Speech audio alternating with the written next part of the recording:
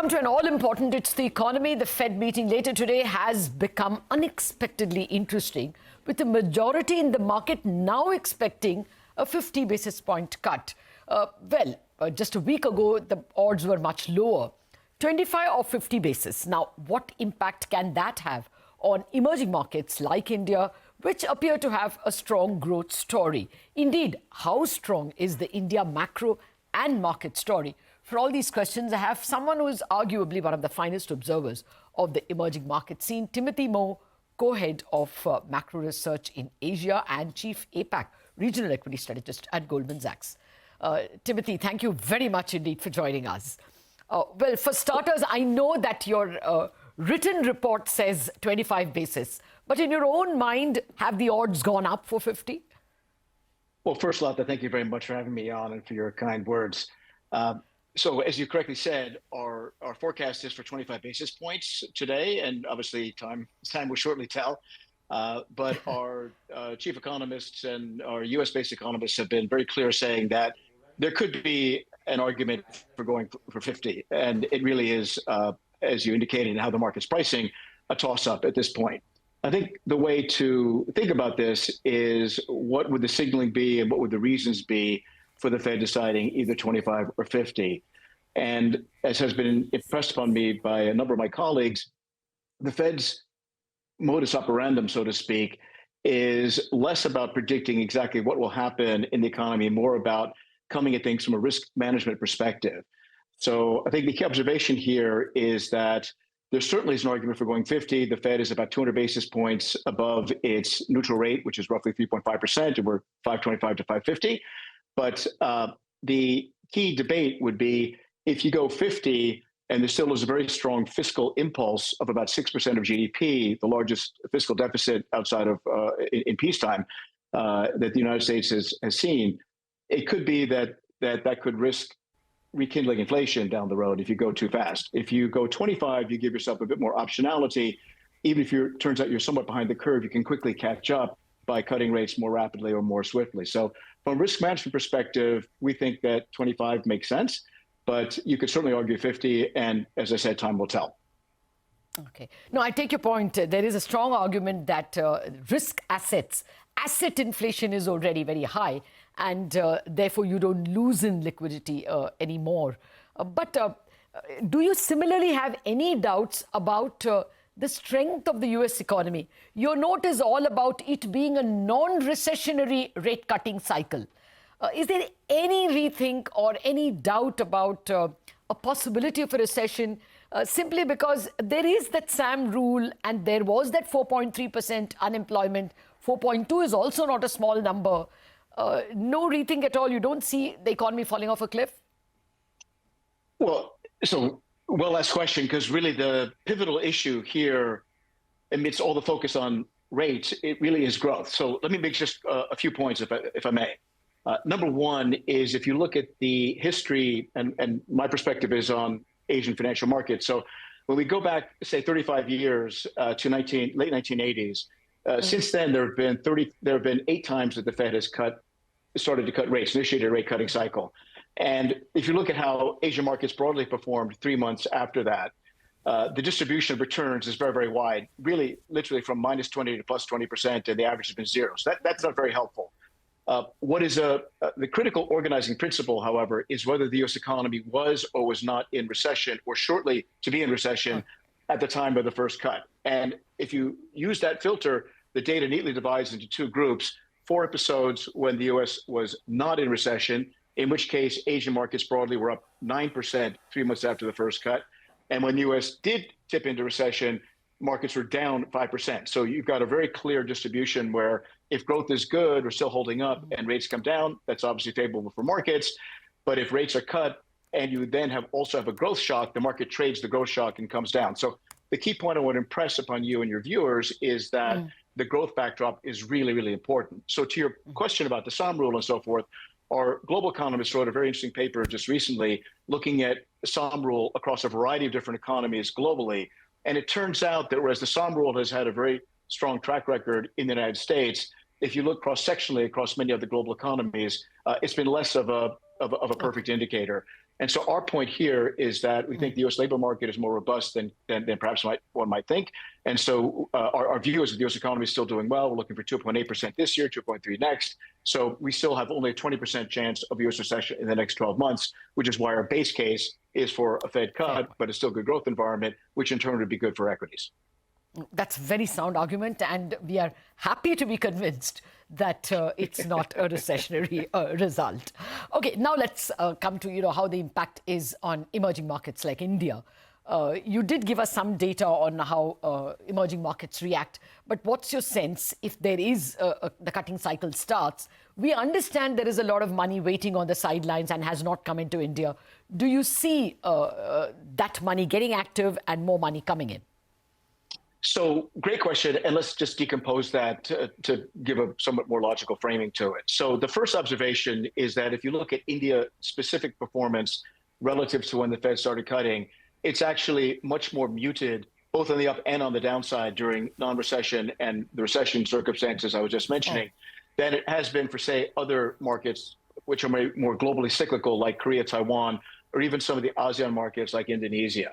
So empirically and historically, Fed cutting has not been as influential on India as it has been for other markets. And I think that given the fact that India is a significant, large and domestically oriented economy, and where domestic rates are important, I think that, we probably shouldn't be overemphasizing the read across impact of the U.S. Now, that being said, I think the signaling aspect from the Fed starting to cut is going to metaphorically open the door for Asian central banks to begin to ease. And so we do indeed expect an easing cycle pretty much across Asia, including for the RBI.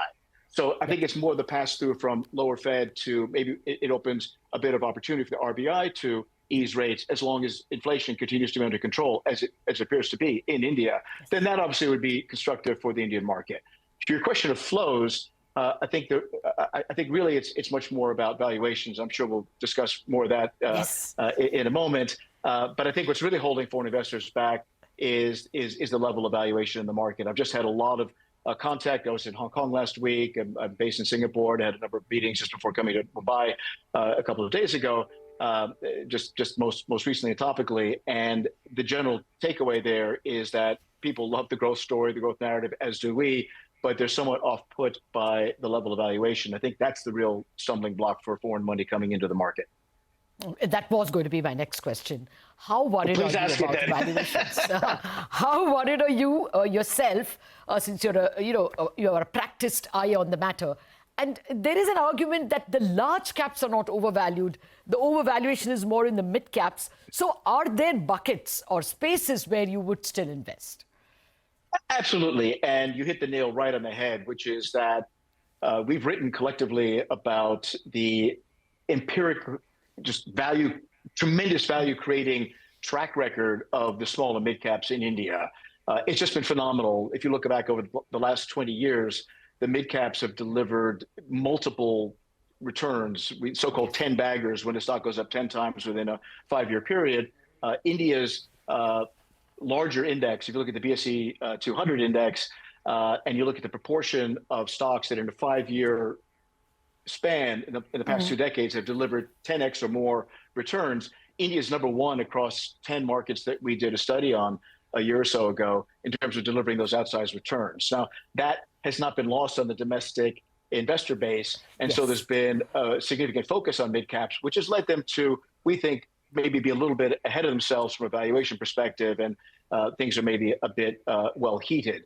That suggests to us, at least from a tactical shorter term perspective, that there may be more opportunity in some of the laggard larger cap stocks, as your question indicated, which might be a somewhat better risk versus reward opportunity for investors looking to deploy additional capital into the market. So bottom line here is that we do think some of the larger caps look a little bit more risk controlled, and that is where our focus would be. Would you have any sectoral preferences there? We do. The way we like to think about things, I will answer your question. I'm not going to dodge it, but I just would note that sort of on top of that, we like to look at things from a thematic perspective. So we've had a lot of success with the so-called Make in India theme, which plays into a number of larger regional issues of redeployment of supply chains, dialing down China, dialing up other areas, Vietnam, but also including India, and of course the Make in India theme and the PLI incentive scheme, which is attracting outside investment to build up that manufacturing base. That's something which we like and has outperformed even a very strongly performing domestic market. So we continue to like that. We like the theme of affluent consumption, which really plays the idea that you've got a large base and you've got a cohort of individuals who are making above $10,000 a year. That base is growing as India's economy grows, and therefore that opens up a lot of runway for providers of goods and services that cater to that group. So we like that a lot. And then more broadly, say agriculture and tourism and railroads, energy security, the defense theme we like across the region, including in India. So those are some of the larger themes that we like. Now, sectorally, if you then sort of slice that down, that would break down into industrials, particularly infrastructure and transport. It would also give us a still positive view on autos, and telcos and insurance would be some other areas that we like as well. So hopefully that's a clear answer to your question. Oh, yes, and that's most useful, a very handy list and well argued. Just a final question on the India growth story. Do the historical trends help so much now? There is an argument that India is on the verge of the demographic dividend hitting. This is like what China was perhaps in 1991. How China performed from 1980 to 90 is not very useful because it was on an inflection point. Would you say that the India growth story is there? I mean, 100% yes. I mean, we've imbibed the nectar of positive narrative in India's growth, and we think we've got strong justification for doing so. To put some numbers around this, we think the economy has all the potential to grow well above 6% in real GDP terms, certainly the next 5 years, maybe the next 10 years.